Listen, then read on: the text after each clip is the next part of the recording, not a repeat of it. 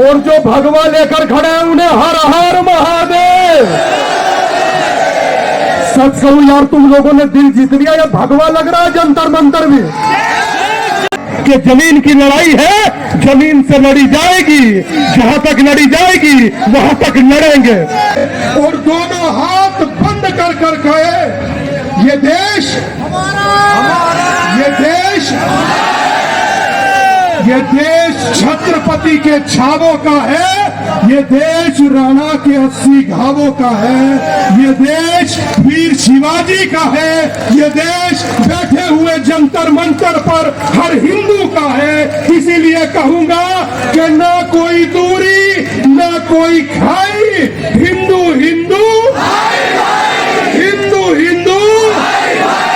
कहना शुरू किया है कि ये देश किसी के बाप का नहीं है, तो जंतर मंतर पर आए हुए हिंदुओं, जब भी कोई ये कहे कि ये देश किसी के बाप का नहीं है, तो सीना ठोक के कहिए ये देश हमारे ही बाप का है, ये देश हमारे ही बाप दादाओं का है, ये देश हमारे ही पूर्वजों का है। जब भी कोई ये कहे कि ये देश किसी के बाप का नहीं है, तो गर्व के साथ कहिए ये देश भगवान श्री राम का है, ये देश भगवान कृष्ण का है, ये देश मां जगदम्बा का है, पहला नवरात्र है, ये देश भगवान शिव का है, आचार्य चाणक्य का है, भगवान परशुराम का है, ये देश बप्पा रावण राणा सांगा का है। अजेंद्र भाई ऊपर आ जाओ। ये देश वीर शिवाजी महाराणा का है, ये देश धन सिंह कोतवाल राजा मिहिर भोज का है, ये देश महाराजा सूरजमल का है, जवाहर सिंह का है, ये देश गंगू वाल्मीकि का है, चेतराम जाटव का है, दक्ष प्रजापति का है, सूरसेन का है, महाराजा अग्रसेन का है। ये देश सुभाष चंद्र बोस का है, ये देश सुखदेव राजगुरु भगत सिंह का है, ये देश चंद्रशेखर आजाद का है, ये देश हमारा आपका है।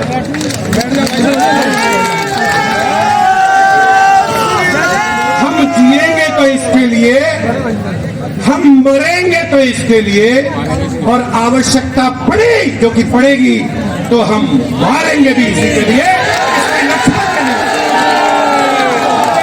फौजी हो, कानूनी रूप से अपनी आत्मरक्षा में वो सब काम करेंगे जो करने चाहिए। तो जब भी कोई ये कहे कि ये देश किसी के बाप का नहीं है, तो सीना चढ़ा करके कहिए ये देश हमारे ही बाप। और जिनको लगता है कि ये देश उनके बाप दादाओं का नहीं है, तो वो जा सकते हैं वहां जो उन्होंने 1947 में विभाजन के पश्चात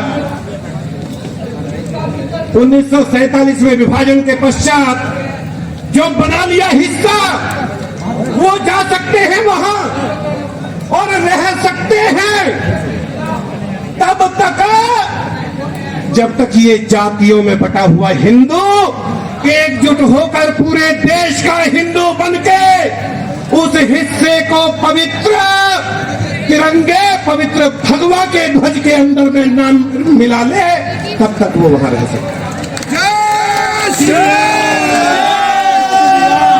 बोर्ड से आने से पहले 2-3 बात जरूर ऐतिहासिक आपके सामने रखना चाहूंगा जो इस देश में छुपाई गई।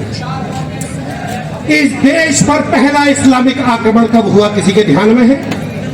लंबा समय नहीं है, मैं 10-5 मिनट में ही अपनी बात खत्म करूंगा, इसलिए जल्दी जल्दी कह देता हूं। 712 ईस्वी में राजा ताहिर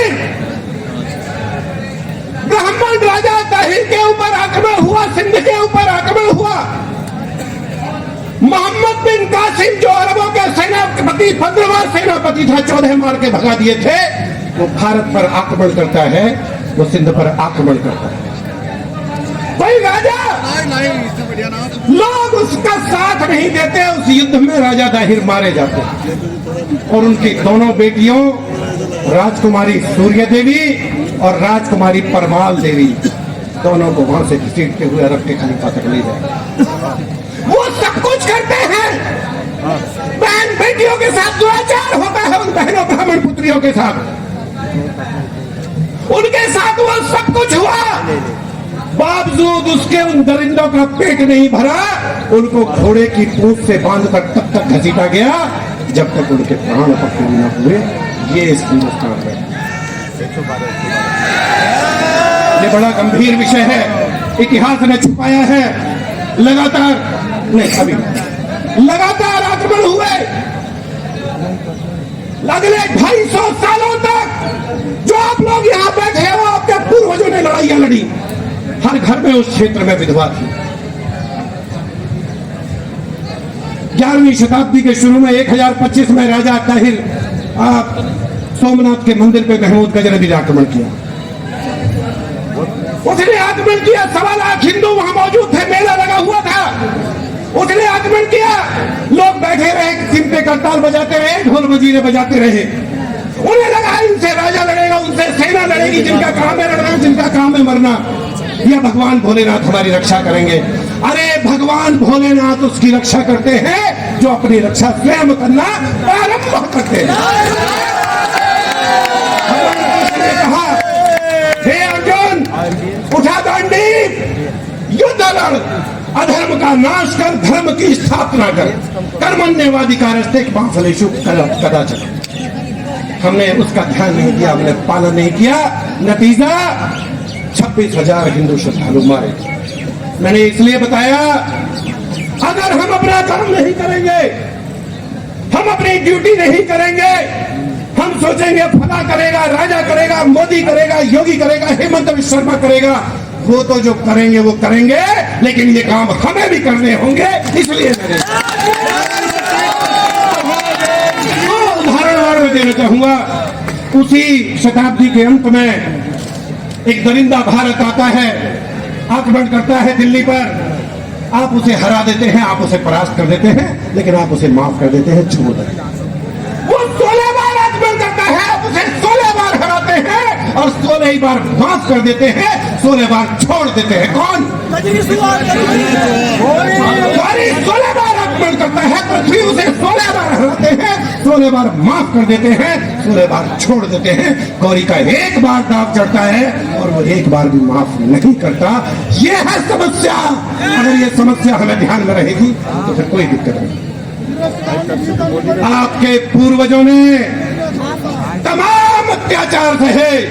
तुगलक वंश, खिलजी वंश, गुलाम वंश, Taimur, lung, Genghis Khan, Babar, Humayun, Akbar, Jahangir, Shahjahan, Aurangzeb, Shah Alam होते हुए बहादुर शाह जफर तक तमाम अत्याचार सहे, लेकिन अपने आप को हिंदू बचा के रखा। आप यहाँ हिंदू बन के बैठे हैं तो अपने पूर्वजों के कारण बैठे हैं। धन्यवाद।